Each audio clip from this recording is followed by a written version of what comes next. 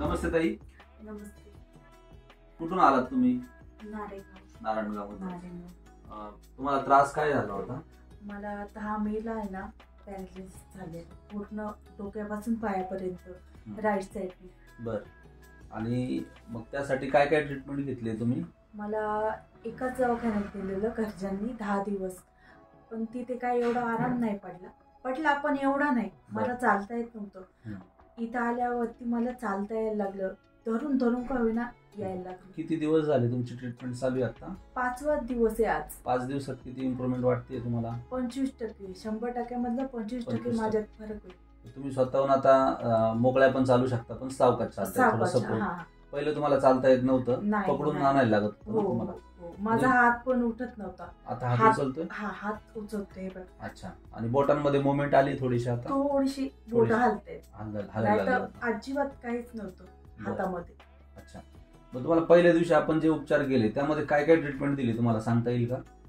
हा, सुयांची दिली, निडलची, नंतर मसाज दिलं, आणि मग कपिंग आणि रोबोट हँड वगैरे. रोबोटिक हँडने तुम्हाला किती सुधारणा वाटली हातामध्ये? माझ्या हातामध्ये मला 25% सुधारणा वाटली. काहीच नव्हतं, काहीच. बिलकुल हात हलतच नव्हता तुमचा, आता हलतोय.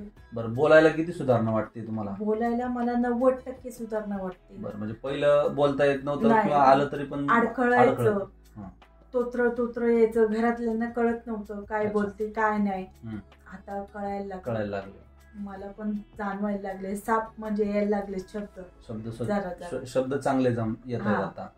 बरं. एकंदरीत तुम्हाला उपचार कसे वाटतात? चांगल्या खूप चांगल्या वाटल्या. आणि मॅडम पण खूप चांगल्या प्रकारे करून घेतात. फिजिओथेरपी ट्रीटमेंट व्यवस्थित करून घेतात आमच्या मॅडम. करून एकदम कंटाळा आला तरी नाही, तुमच्यासाठीच आहे, चांगल्यासाठीच आहे, करून घेतात. बरं. ठीक आहे. म्हणजे ओव्हरऑल तुम्ही ट्रीटमेंटने समाधानी आहात? हो, खूप. आता तुम्हाला किती दिवसात तुम्ही बऱ्या व्हाल असं वाटतंय? मला तर असं वाटतंय 1 महिन्यात मी आता एकदम पहिल्यासारखी होईल. 1 महिन्याच्या आत. 1 महिन्याच्या आत. हा. ठीक आहे. ओके.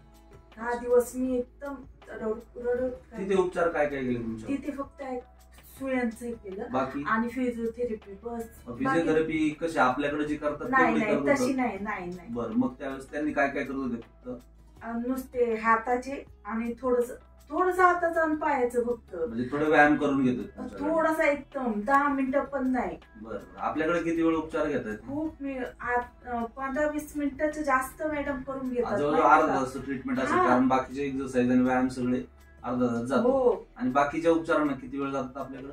म्हणजे ॲक्युपंक्चर, फिजिओथेरपी 20 मिनिटं. 20 मिनिटाचे असे किती वेळ? 2-2.5 तास जातात?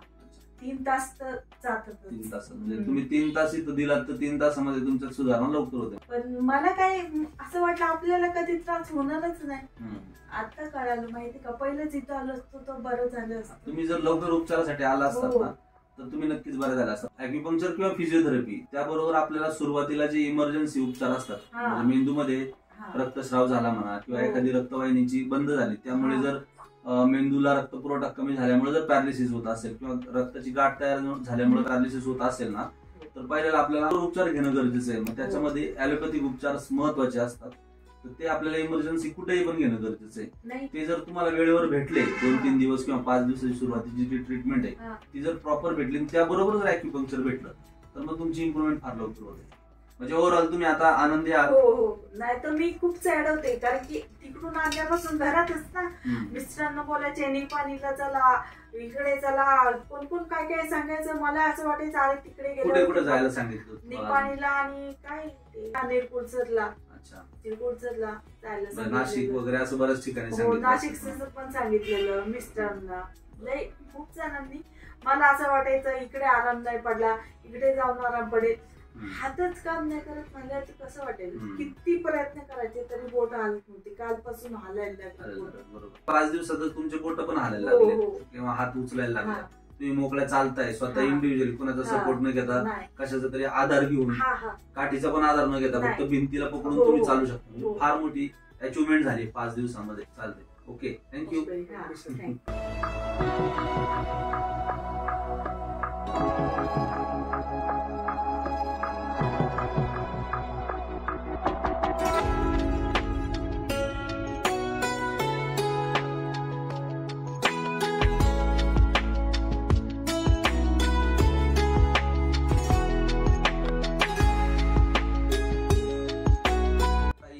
आता ऐकलं, एक 5 दिवस झाले आपण त्यांच्यावर पॅरालिसिससाठी रिहॅबच्या ट्रीटमेंट करतो, रिहॅबिलिटेशन.